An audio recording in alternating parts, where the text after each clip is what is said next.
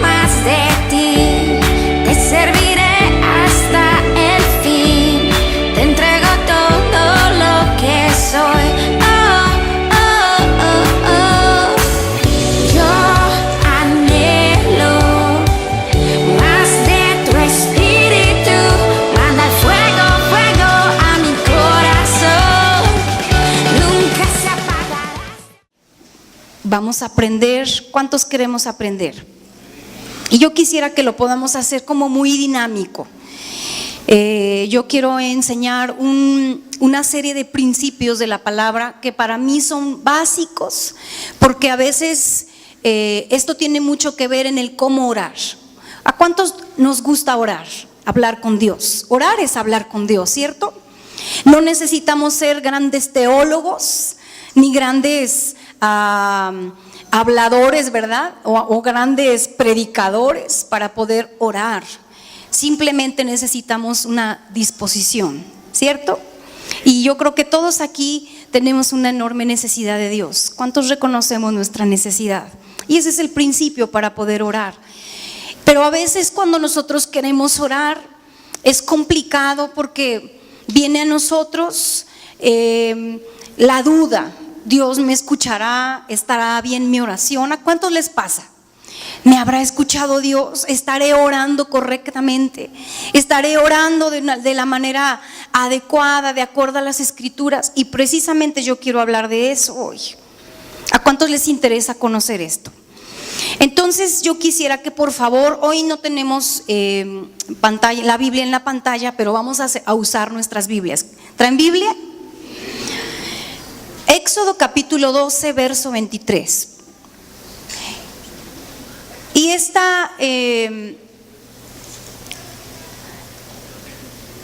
fragmento de la palabra para mí es muy revelador.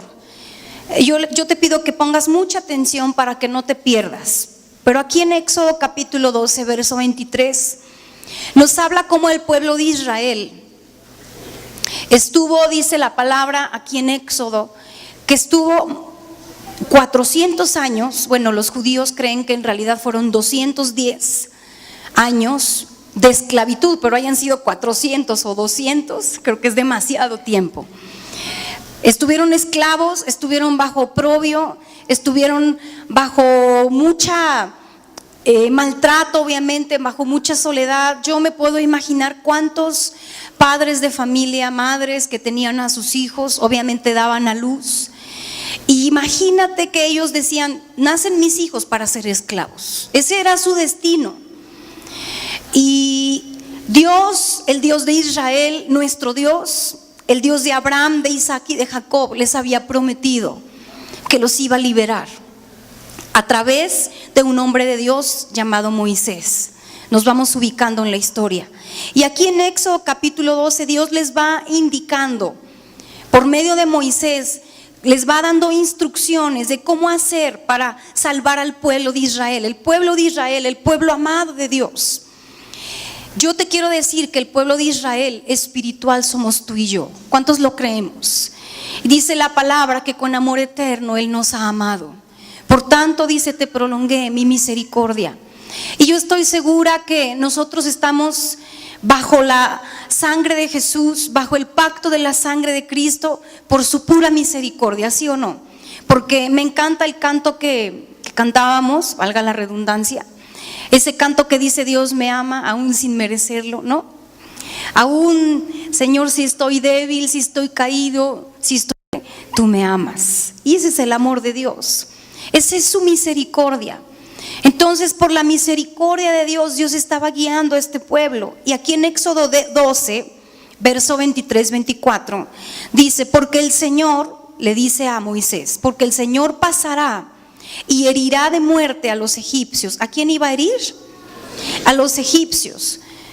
Era el pueblo que tenía bajo sumisión al pueblo de Israel. Pero cuando Él pase, fíjate, cuando Él pase y vea la sangre en el dintel y en los dos postes, pasará por alto aquella puerta y no dejará que el ángel exterminador entre en las casas de ustedes y los hiera.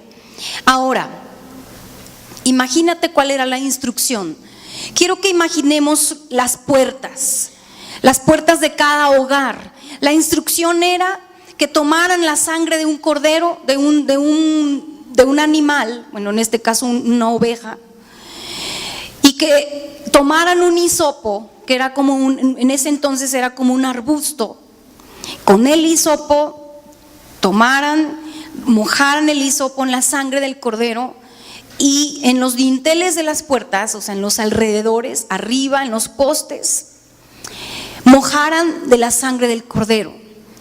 Y cuando el ángel de la muerte, dice aquí Éxodo capítulo 12, pasara por ahí, afuera de la puerta de la casa, y cuando el ángel de la muerte viera la sangre ahí en los dinteles de las puertas, él iba a pasar ¿de qué? De largo. O sea, él no iba a entrar a ese hogar a traer destrucción. ¿Entendemos? Y yo veo aquí en Éxodo capítulo 12 que había un decreto de muerte, ¿cierto? Un decreto de muerte contra el pueblo contra Egipto. Pero también veo que el pueblo de Israel, obviamente los israelitas, si no tomaban en serio esas instrucciones de parte de Dios, el ángel de la muerte podía entrar a sus hogares y traer destrucción, ¿cierto? Entonces cada jefe de familia, dice ahí Éxodo, tenía que tomar la instrucción de acuerdo a lo que Dios decía. Cada paso, cada proceso lo tenía que cumplir de acuerdo a la instrucción. Entonces yo veo que ahí el primer paso es la obediencia. ¿Cuál es? La obediencia.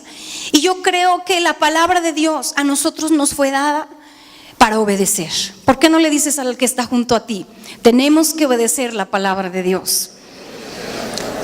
A veces en el mundo, ¿verdad? O a veces allá afuera, fuera de donde se habla la palabra de Dios, se cree que los mandamientos de Dios, se cree que lo que la Biblia enseña son invitaciones o son opciones.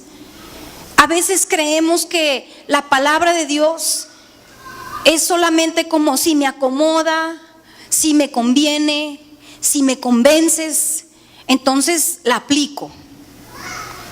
Pero imagínate que uno de los padres de familia hubiera dicho: ay, no, es que ese Moisés, ¿ahora qué se le ocurrió? ¿Qué nueva cosa se le ocurrió? No, yo no lo voy a hacer así, yo lo voy a hacer así. Y lo hubiera hecho a su manera. Entonces el ángel de la muerte hubiera ¿qué?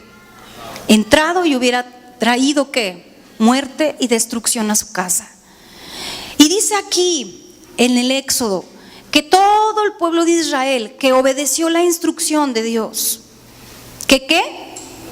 Di conmigo bien fuerte, que obedeció la instrucción de Dios, fue librado de la muerte. La palabra de Dios, las escrituras, nos fueron dadas para librarnos de la muerte. ¿Cuántos lo creemos? Yo lo creo. ¿Cuántas veces, voy a poner una analogía, ¿verdad? Le decimos al hijo: no agarres el cuchillo porque te puedes cortar. ¿Sí o no? Mamás sobre todo, ¿no? No toques la plancha porque te puedes quemar. Yo me acuerdo una vez mi hija Dani estaba planchando yo y sonó el teléfono y ya ven cómo deja uno la plancha así. Le dije: no la toques porque está muy caliente y te puedes quemar, ¿ok? Sí, ¿qué hice en voltearme? Y la niña, ¡paz!, que pone la mano. Se escuché el grito y casi estaba segura que se iba a quemar. Y yo estaba al pendiente, pero quise un poquito dejarla, porque a veces una pequeña dosis de dolor nos enseña a obedecer, ¿cierto? Y te aseguro que ahora le tiene mucho respeto a la plancha, a los cuchillos y a otras cosas. ¿Y cuántas veces en nuestra vida personal conocemos los 10 mandamientos? Sabemos que no robarás, no, etcétera, no matarás. Todas las instrucciones, esas son algunas. No quiere decir que solo hay 10 mandamientos. Hay más de 900 responsabilidades del cristiano. Vas a decir: uy, ¿cuándo las voy a cumplir? Imposible.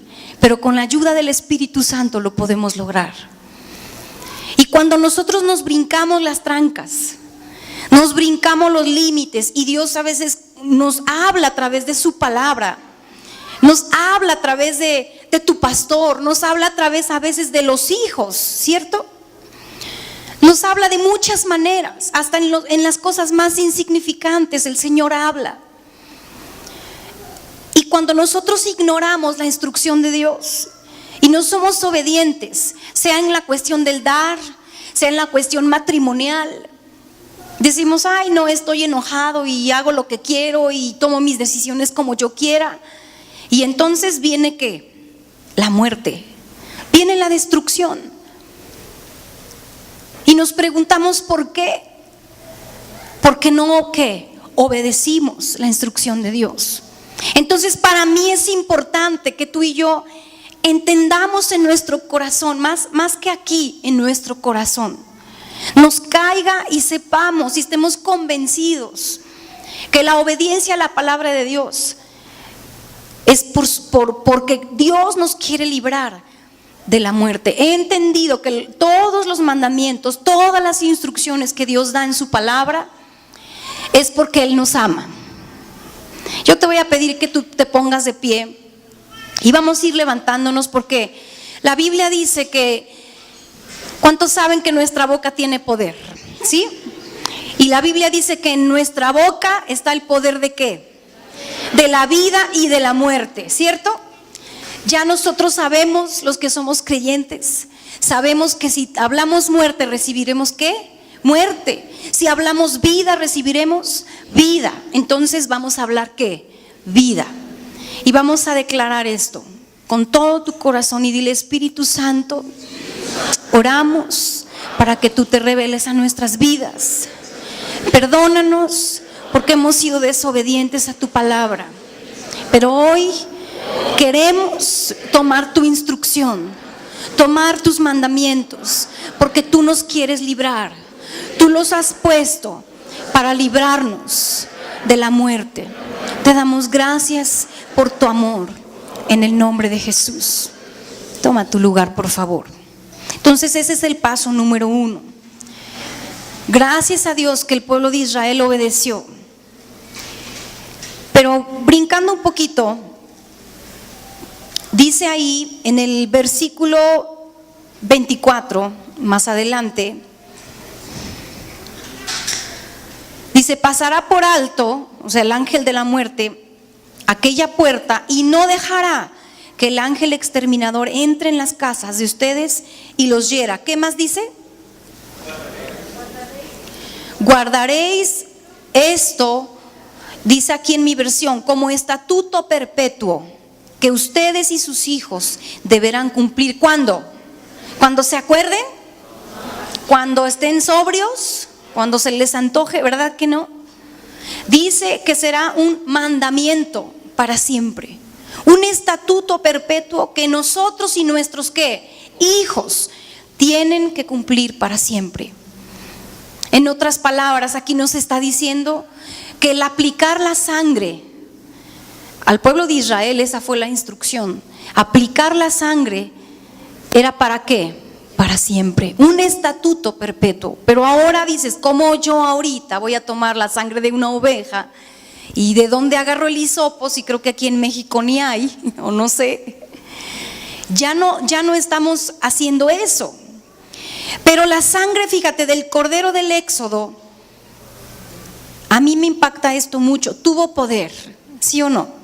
Tuvo un poder sobrenatural de tal manera que el ángel de la muerte pasó de largo. El espíritu de muerte no entró en la familia.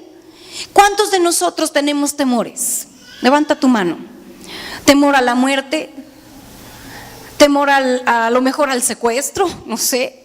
Temor a la ruina, a la enfermedad, temor al divorcio, temor a muchas cosas.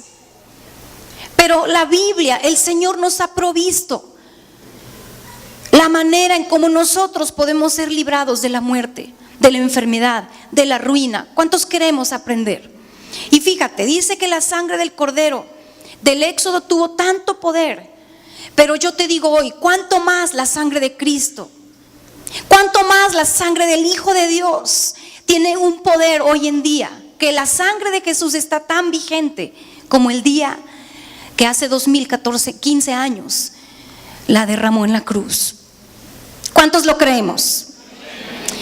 Y yo creo que tú y yo tenemos que aprender. Fíjate lo que dice en Apocalipsis capítulo 12, verso 11. Apocalipsis capítulo 12, verso 11.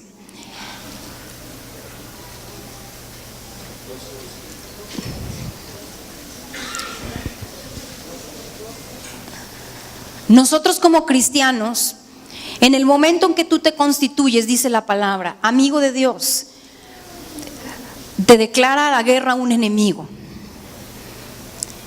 Sí quedó. Que se llama ¿cómo? Satanás. Así dice la palabra. Cuando tú te haces enemigo del mundo y te haces amigo de Dios, en ese momento tienes un enemigo que se llama Satanás. Y en el libro de Juan, solo lo menciono como referencia, en el capítulo 10, en el verso 10, dice que Satanás vino para 3 cosas. ¿Y vino para qué? Para robar, para matar y para destruir. Y eso está claro. Satanás es nuestro enemigo, es tu enemigo. Efesios capítulo 6 nos habla que nuestra lucha no es contra sangre y contra carne, sino contra principados y potestades de las tinieblas, ¿cierto? Tu enemigo no es tu suegra, tu enemigo no es tu vecino, me explico. Tu enemigo no es tu patrón o tu jefe o tu consiervo o el que está a tu lado. A veces creemos que nuestros enemigos son los que están afuera, los que matan el cuerpo, los que roban. Pero sabes, Efesios 6 nos habla que tenemos un enemigo espiritual que se llama Satanás, que él quiere robarte la salvación, él quiere destruir tu familia, él quiere matar tus sueños. ¿Me explico? Él quiere que tú no busques a Dios, él quiere robarte la fe para que tú no busques a Dios y para que no te salves. Él quiere que tú te distraigas en las cosas del mundo. Él quiere que tú te metas en asuntos del mundo, en la depresión, en los problemas, en la necesidad financiera. ¿Para qué? Para que tú no busques a Dios. Y cuando no buscamos a Dios, entonces no tenemos fe para buscarlo. Y si no tenemos fe, dice la palabra que sin fe es imposible que agradar a Dios. Sin fe no podemos buscarlo. Entonces tenemos un enemigo que se llama ¿cómo? Satanás. Pero gracias a Dios por lo que Cristo hizo en la cruz del Calvario. Porque Jesús, dice la palabra, que le venció ¿dónde? En la cruz. Nuestra victoria está hecha. Las últimas palabras de Jesús, ¿cuáles fueron? Hecho está, ¿cierto? Consumado es, todo está hecho. No hay nada más que hacer. A veces queremos ayudarle a Dios y sabes, el sacrificio de Jesús es suficiente para cubrir cualquier pecado. Tal vez tú esta mañana tú digas, es que yo he pecado demasiado, soy muy malo, he hecho lo peor. O a lo mejor tú digas, es que este problema nadie me puede ayudar, nadie lo puede resolver. Mi situación en mi familia es imposible rescatarla. Pero yo te digo, la sangre de Jesús es suficiente para poder vencer. ¿Para poder qué? Vencer. Y yo en esta mañana quiero darte esperanza y decirte que la victoria está ganada. ¿Cuántos lo creemos? La victoria está ganada. Dice aquí Apocalipsis capítulo 12 verso 11. Dice, ellos, ¿lo qué? Lo han vencido. ¿Por qué? Por medio de la sangre del Cordero. ¿Cómo me encanta este versículo? Vamos a repetirlo todos juntos. ¿Cómo dice? Y ellos le han vencido por medio de la sangre del Cordero. ¿Quiénes son ellos? Di yo. ¿Quién? Yo le he vencido. ¿Por qué no declaramos ahí en tu lugar? Di, yo he vencido. ¿A quién has vencido? A Satanás. Yo he vencido a Satanás ¿Por medio de qué? De la sangre del Cordero. Ahora yo te quiero hablar de 3 cosas rápido. Número 1, la sangre del Cordero. Ya hablamos que la sangre del Cordero es suficiente para cubrir multitud de faltas. Es suficiente. Mira, hay muchos hechos en el mundo espiritual que ocurren cuando nosotros clamamos al poder de la sangre de Cristo. Cuando nosotros nos apropiamos y tenemos esa fe, esa convicción de lo que Jesús hizo en la cruz, y tú declaras, porque yo le he vencido por medio de la sangre del Cordero, hay muchos hechos en el mundo espiritual que se desatan. Te los voy a mencionar porque no tenemos mucho tiempo. Pero número 1 viene la redención. ¿Qué significa la redención? La redención nos habla de cómo tú y yo estábamos destinados a la muerte. Porque la palabra de Dios nos enseña que todos hemos pecado, ¿cierto? Todos hemos pecado. Dice, y estábamos destituidos de la gloria de Dios. Pero gracias a Jesús, a lo que Él hizo en la cruz de Calvario, podemos tener redención. Redimir significa comprar. Él nos compró. Éramos esclavos del pecado, pero Él nos compró. Y Él nos rescató. Nuestro fin, nuestro destino era la muerte. Nuestro destino era el infierno. Eso era lo que nos merecíamos. Pero Jesús nos compró. Entonces en el mundo espiritual se desata la redención. Número 2, se desata la justificación. Viene la justificación. Ahora tú y yo podemos decir que somos justos por la fe. ¿Cuántos justos hay aquí? ¿Y los demás? Necesitan arrepentirse y recibir a Jesús. ¿Cuántos justos hay aquí? Por lo que Jesús hizo en la cruz, amén. Somos justos por lo que Él hizo, no por lo que nosotros hagamos. Porque todo lo que el hombre pudiera hacer, todo lo que el hombre, las mejores obras, son como trapos de inmundicia, dice la palabra. Apestan delante de Dios. No le podemos ganar a Dios, ni en dar, ni en nada. Pero por lo que Él hizo en la cruz, tú y yo podemos ser justificados. Y ahora dice la palabra, Él nos ve como si tú nunca hubieses pecado. ¡Wow! ¡Wow! Porque yo digo, Señor, hice esto, era esto. Recuerdo en los evangelios cuando relata acerca de la mujer adúltera. Y ella decía, porque, bueno, a Jesús le perdonó sus pecados. Y ella era una mujer que amaba tanto. ¿Y cómo le dijo? Porque al que mucho que se le perdona, mucho ama. ¿De cuánto el Señor te ha perdonado? ¿De dónde Dios te sacó? Y me sacó a mí. ¿Cuántos podemos decir que venimos de la basura, del pecado, de las tinieblas, de lo más bajo, ¿cierto? Pero el Señor nos justificó por medio de su sangre. Hoy tú y yo podemos levantar el rostro, entrar a la presencia de Dios sin sentir condenación. A lo mejor tú pienses, ay, ya qué fácil, ¿a poco nomás así? Fácil para ti, pero hubo un precio que pagar. Y esa fue la sangre de Jesús derramada en la cruz. Y su sangre es tan poderosa que hoy tú y yo podemos entrar con libertad a la presencia de Dios, disfrutar de la presencia de Dios, hablar con el Padre. Ese es uno de los hechos que vienen cuando nosotros nos apropiamos de la sangre de Jesús. Otro hecho es la expiación. La expiación nos habla, antes, ¿verdad? En el Antiguo Testamento sacrificaban animales para expiar sus pecados. ¿Estamos de acuerdo? Hoy tú y yo no tenemos más que hacer eso, porque la Biblia nos habla que solamente Jesús una sola vez murió y para siempre. Es suficiente ese sacrificio para poder expiar nuestros pecados. Ahora, la sangre de los corderos en el Antiguo Testamento solamente cubría. ¿Qué hacía? Di conmigo, cubría. ¿Qué es cubrir? No es como cuando llegan las visitas a tu casa y dices, ay, ahí viene el pastor, ¿no? Hoy viene el presidente, no sé. O ahí viene una persona que tú esperas y barres y pones el tapete. Ya aquí no ha pasado nada. ¿Eso cómo se llama? ¿Limpiaste? ¿Verdad que no?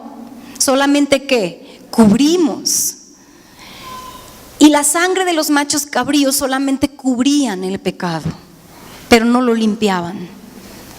Pero hoy la sangre de Jesús no solamente cubre, sino que también ¿qué? Limpia.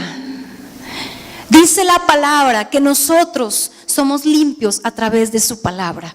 Cada vez que tú lees la palabra, cada vez que tú la declaras, cada vez que tú la crees, tu vida está siendo limpiada.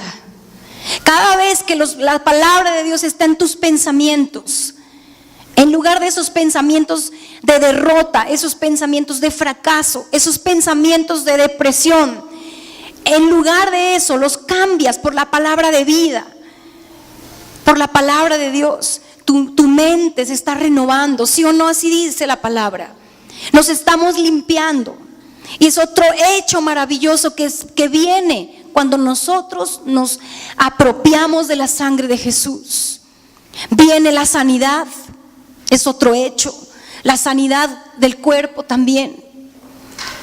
Viene la liberación. Hay cadenas, se rompen.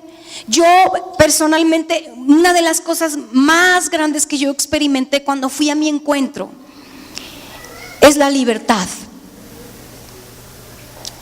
¿Cuántos de nosotros teníamos temores de hablar en público? Temores de, es que no, ¿cómo?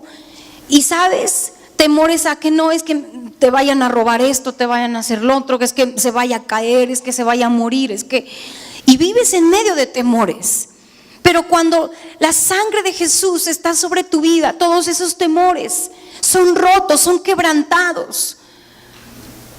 ¿Cuántas veces, vuelvo a repetir, batallas con pensamientos y tú dices, Dios, ayúdame? Pero esos pensamientos no se van. Esa depresión, ese estado de tinieblas, me explico, no se va. Pero cuando la sangre de Jesús viene, toda cadena del infierno es rota. ¿Cuántos lo creemos? Y de verdad nosotros tenemos que apropiarnos al poder de la sangre de Jesús. Ahora, dice Apocalipsis 12:11, ellos le han vencido por medio de la sangre del Cordero. No es algo que vaya a suceder. No dice porque ellos lo vencerán, ¿verdad que no? No dice porque ellos, por medio de lo que hagan y si se portan bien y si se hacen buenas obras, ¿verdad que tampoco dice así? Nos habla en un tiempo pasado porque ellos lo han vencido, ¿cierto? ¿Por qué nos habla de un tiempo pasado? Porque eso sucedió en la cruz del Calvario. Segundo lugar, dice, por la sangre del Cordero, y dos, por la palabra ¿qué?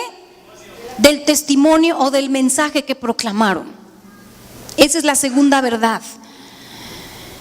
El hisopo que el pueblo de Israel tomaba, o ese arbusto que tomaba y mojaba con eso la sangre del Cordero, para colocar esa sangre en los dinteles de las puertas, ese hisopo nos habla del testimonio. ¿Qué es? El testimonio es el mensaje. Ahora, tú y yo por muchos años hemos estado acostumbrados a hablar maldiciones, negatividad, fracaso, derrota. Hemos estado acostumbrados a hablar conforme a como nos pinta el día, ¿cierto? Si estás de buenas, hablas bien. Si estás de malas, hablas mal. Si estás con el bolsillo lleno de dinero, te estás sonriente. Pero cuando viene la dificultad, es cuando realmente, ¿sabes? Cuando viene la dificultad, es cuando realmente sale lo que tú y yo somos. Cuando viene el tiempo de escasez, no solamente en la cuestión económica, cuando tú clamas a Dios y pareciera que Dios no te escucha, pareciera. Creo con todo mi corazón que muchas veces Dios ha permitido el desierto en nuestras vidas. Aún Jesús, siendo el Hijo de Dios, Él probó el desierto. Y aún el Hijo de Dios fue tentado por el diablo. Bueno, más bien lo quiso tentar, nunca lo tocó ni Él pecó jamás. Pero Él tuvo que pasar la prueba. Me impacta cómo Jesús fue lleno del Espíritu Santo, bautizado por Juan el Bautista, pero inmediatamente, ¿sabes a dónde se lo llevó cuando estaba bien ungido? Bien lleno del Espíritu Santo. ¿A dónde? ¿Cuál fue el siguiente paso? El desierto. Dice que Satanás lo llevó al desierto para ser tentado. ¿Cuántos días? 40. Y te pasa un día y dices, bueno, ya mañana primero Dios proveerá. Pasan 2, no, Señor, tu palabra dice que tú eres mi proveedor. Pasa el día 3 y dices, ay, híjole, como que si me escuchará. No, amén, primero Dios. No, mujer, no te preocupes, no desesperes. 4 día, híjole. 5, ya el 6 ya estás, no, ya para qué vamos a la congregación, te lo dije, puro rollo, mejor nos sacan la lana. A los 15 días ya te quieres ahorcar. Y entonces la pregunta es, ¿en qué Dios crees? ¿En quién estás confiando? ¿Dónde está tu confianza? Jesús en medio del desierto nunca dudó, nunca pecó. Ahora tú dices, ven, es que era Jesús, era el Hijo de Dios. ¿Y tú qué eres? ¿No también eres un hijo de Dios? El mismo Espíritu de Dios que resucitó a Jesucristo de los muertos nos ha venido a vivificar a nosotros. ¿Cuántos lo creemos? Amén. Y las pruebas, la tentación, la escasez, Dios lo ha permitido en nuestras vidas para que nuestra fe crezca, para que nosotros sepamos de qué estamos hechos. Dice la palabra que todas nuestras obras serán probadas, ¿sí o no? Si son de hojarasca, si son de madera, si son de oro. Pero el oro, ¿cómo se prueba? ¿No se prueba con el fuego? Pero nos pasan por el fuego y ya estamos unos quejidos. Y la queja, ¿sí o no? Y no, y es que tú no me das, y es tu responsabilidad, y se empiezan a pelear por el dinero ya en el matrimonio, y ya quieren el divorcio, ¿sí o no? Y pregunto, ¿de qué estamos hechos? ¿Dónde está nuestra confianza? A veces decimos, pídanle apoyo al pastor, es su obligación. Y yo creo que la iglesia tiene una enorme obligación de ayudar. Nuestra obligación es orar, doblar nuestras rodillas por los necesitados. Y si está en nuestra posibilidad, también, ¿por qué no dar la ayuda? Pero tú no tienes que depender del hombre. Tú tienes que depender de la mano de Dios, porque entonces la gloria se la va a llevar el pastor y no Dios. No se la robes. Deja que Dios se mueva en tu hijo. A veces con problemas con nuestros hijos decimos, no, es que la maestra, es que es escuela, y andamos de escuela en escuela, ¿no? No, es que el gobierno, es que las arañas. Pero entonces nuestro trabajo como padres es doblar nuestras rodillas, apropiarnos del poder de la sangre de Jesús. Sabes, yo he entendido eso. Recuerdo muy bien que el pastor César Castellanos nos lo enseñó. Nunca se me va a olvidar, pero él puso de ejemplo un perchero. ¿Cuántos conocen qué es un perchero? Donde tú llegas, ¿no? Bueno, en la noche lo utilizas mucho. Te quitas el abrigo, te quitas el chaleco, te quitas la blusa, te quitas el pantalón, bla, bla, bla. Y ahí vas colgando. Y sabes, nosotros como creyentes muchas veces estamos tan cargados de situaciones, cargados de muchas, costalotes, ¿sí o no? Pero sabes, cuando venimos a la presencia de Dios, dice la Biblia, venid a mí todos los que estén ¿qué? Cansados, cargados y trabajados, que yo los haré descansar. Ahora, se escucha bien padre, pero a ver, hazlo. ¿Cómo hacerlo, Señor? Sí, ya tú me dijiste, vengo a ti. Bueno, Señor, te entrego el abrigo de la depresión. Te entrego, ¿qué te estorba? La incredulidad. Es que, Señor, me cuesta trabajo creerte. ¿A cuántos muchas veces nos cuesta trabajo creerle a Dios? ¿Tú crees que cuando Lázaro estaba muerto y ya dice la palabra que hedía, o sea, apestaba? ¿Cuántos días tenía de muerto? 4 días de muerto. O sea, en un día pues no huele tan mal, 2, pero 4, a mí me ha tocado tener que estar ahí, ¿verdad? Por cuestiones de la carrera. Y tú dices, no quieres estar, pero ni de cerca, por supuesto. Ahora imagínate que Jesús llega y no se preocupen, Él duerme. No, pues en el momento en que lo leemos se escucha muy fácil. Pero estando en esa situación, donde ya se está en estado de putrefacción, ya no hay esperanza, ya todo está perdido para nuestra vista, para nuestros sentidos. Pero la fe, fíjate, la fe te hace creer en lo imposible, te hace ver lo invisible y te hace creer lo increíble, ¿sí o no? La fe nos hace ver las cosas que no son como si fueran. Y yo creo que Jesús estaba mirando a Lázaro vivo, no lo estaba mirando en las circunstancias que los demás lo miraban. Yo creo que Dios no ha perdido la esperanza en el ser humano. Dios no ha perdido la esperanza en cada uno de nosotros. Y cuando fallamos, ¿sabes? Viene la condenación. Y el Señor dice, hijo, échale ganas. Yo veo la obra terminada en ti. Yo no te veo como ese que le da flojera levantarse a orar, que se enoja con tantito, que hace sus berrinches, ¿verdad? Él nos ve como la obra terminada. Pero nosotros hoy tenemos, vuelvo a repetir, que apropiarnos ¿de qué? Del poder de la sangre de Jesús. Dale un codazo al que está a tu lado y de ahí te hablan.